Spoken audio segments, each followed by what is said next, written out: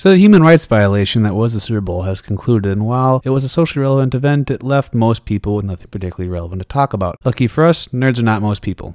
Though if the current infestation of hipsters is allowed to fester, they just might end up being. Okay, so 3 nerdily relevant trailers were aired during the Super Bowl, but I really have interest in talking about 2 of them because I'm still in a mental space where I'm pretending that the Transformers movies don't exist.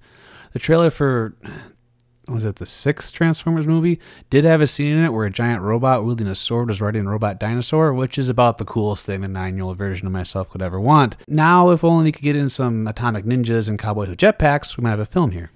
Okay, now on to shit I care about. Captain America, the Winter Soldier.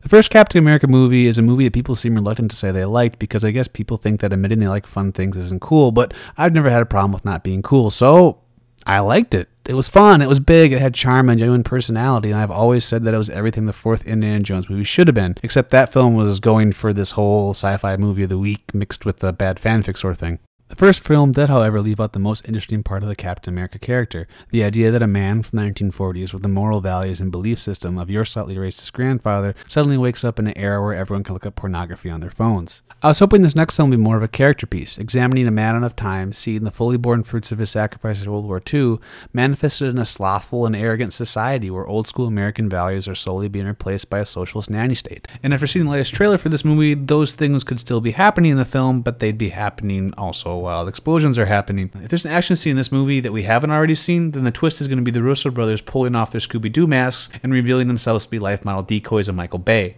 Between the 2 trailers for this film that have already been released, we've pretty much seen every piece of action imaginable. Sure, it's effective marketing to show helicarriers exploding and spiraling and spinning towards Earth like maple seeds. Sure, it's awesome to see the Winter Soldier catch Cap's shield and then throw it back at him in what can only be described as a pantomime for calling him a little bitch. But these moments would have been so much more meaningful to experience in the context of a narrative where their occurrence is both a consequence of the journey we have taken thus far and a pretext to the pace and planned out climax. Having me see these events before the film only lodges them in my brain, causing me to wonder how we'll get there rather than enjoying the actual experience of getting there. Which is also what's wrong with the Amazing Spider-Man 2 trailer. While it shows its hard, throbbing action scenes too, its crimes lie more in how it spoils the story than its boom-boom explosions. The trailer shows every major plot point the movie could possibly have, from the origin of Electro, to the Green Goblin being introduced, to the possible and extremely likely death of Gwen Stacy. How much cooler would it have been to be surprised that the Goblin was in the film, or to experience the journey of becoming Electro for the first time with the character? But I guess these are symptoms of a larger problem, right?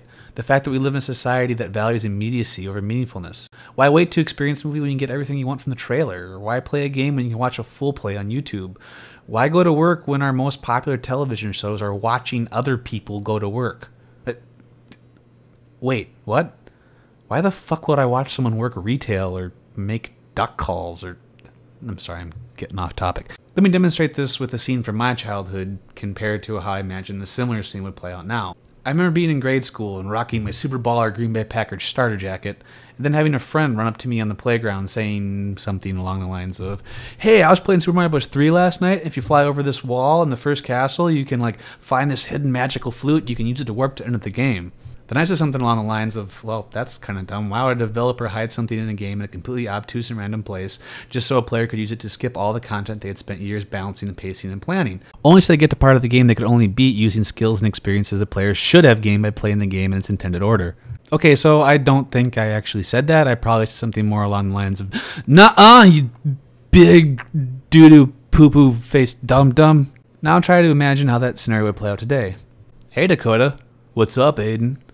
Hey, so, if you're playing GTA 5 and you go to Mount Gorno at 11 p.m., you can see this ghost of this lady standing on a cliff." "Really? Hold on, let me look that up on my iPhone 72X2 12G Deluxe Awesome Edition." "Whoa, you're right. Here's a YouTube clip of someone doing it right here so I can watch rather than having to experience it in any meaningful way. And dude, while I'm on this phone, I'm going to use Facebook to bully that kid that matured faster than us. It's kind of awkward. Cool, I'm going to take these bath salts. They make me totally swag. Hashtag YOLO." My experience prompted a totally rad sleepover. My friend and I stayed up all night eating goldfish crackers, and he had to prove to me that the wind whistle really existed. Aiden and Dakota's experience prompted, well, nothing. They saw the same thing they would have if they had played the game, but they didn't actually experience it in any meaningful way because it lacked context and lacked investment. Just like watching a cool action sequence in a trailer means nothing because you have nothing invested in the characters or the story, and anything you might have invested in that story or characters has already been spoiled before you bought the ticket. Thanks, marketing. I don't have to see that movie because you spoiled the whole goddamn thing in the trailer. I had been excited to see it, not because of your advertising, but because I was actually invested in the characters that your studios paid millions of dollars to get the licenses for. But you fixed that right up. Gold star for you. That's all I have to say, and holy shit, it was nerdy. Thank you so much for watching this video. Subscribe to this channel, share this video, tell your friends. That's how we get bigger. That's how we get better. That's how you get more awesome content. Subscribe to this channel and follow me on Twitter. Also, follow the rest of the Game Jam family and subscribe to their channels too.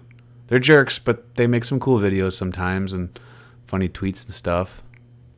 Sometimes.